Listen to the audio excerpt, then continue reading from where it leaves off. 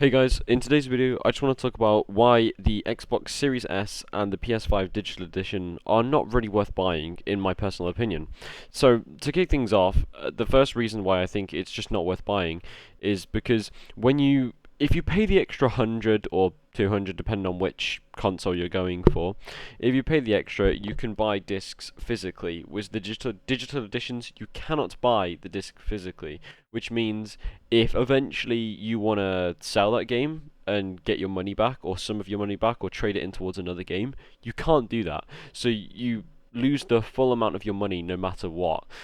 Another reason why it's not really worth the buy is because with digital games, they pretty much always keep their high value price. So if it comes out at say 55, it usually stays at 55 even after it's been out for like 3 years, because it's the same for quite a few Call of Duty games on a lot of digital stores, as well as some other games. They usually stay at the same price of like 55 and they don't go down, or if they do, they go down like by like 15. Whereas in stores, you could probably get that game that's 55 for 20 or 30.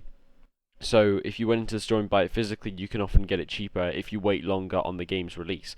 So about after a year, after a game comes out in stores, it could be anywhere from, if it released at 55, it usually goes down to, 30 to 40, depending on what game it is and how hyped it really was. If it was really hyped, then it doesn't lose too much value.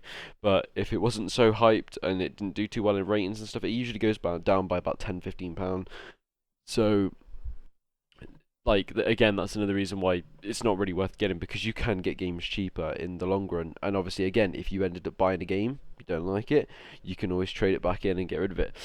The thing that would change digital gaming completely, and I think that would be a complete game changer that would make digital consoles worth buying moving forward, is if in the digital consoles, when you buy a game, they had a better refund system. So Steam and I think no, not Switch, Steam and I think it's Xbox have a policy. If you buy a game, you have 2 weeks to play it and so many hours of gameplay to play in it.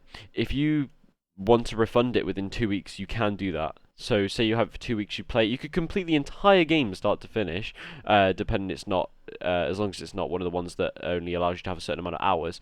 But most of them will allow you to play as much as you want, and then you will just refund it, get your money back, and then you can buy another game with that money.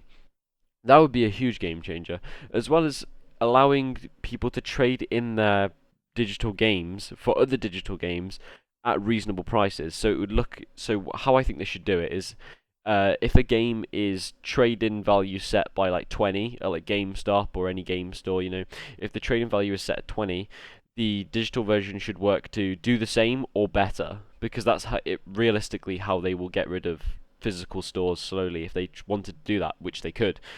So they could also do that.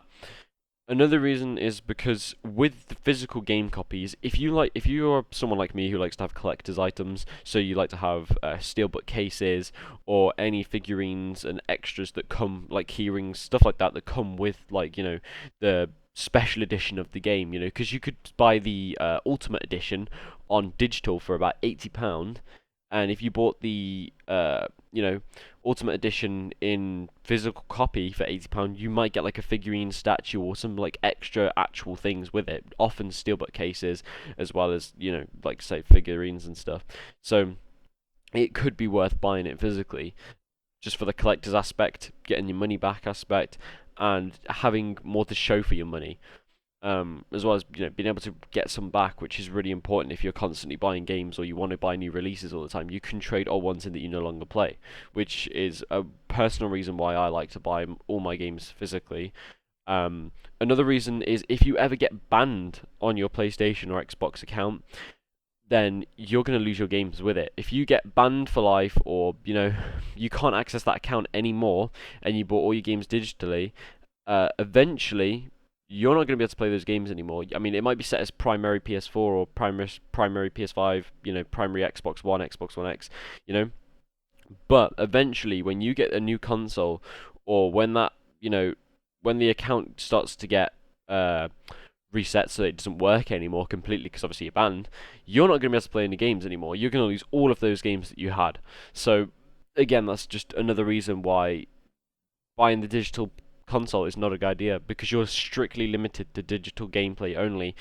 It would be much more worth the money in the long run, saving up that extra 100 to 200 to get the physical, the one with the disc tray. It would be so much more worth your money to do it that way.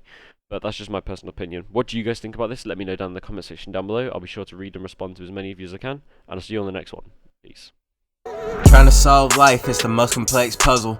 They don't know the story, but they still gon' try to judge you. You ain't gotta be street just to run a post with struggle. Nowhere to be found when you down, but come up, swear they love you. Got tired of this life, so I knew I had to hustle.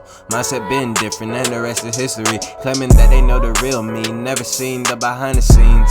Never been behind the scenes. Mama told me keep the peace, but I can't bite my tongue no more. Try to love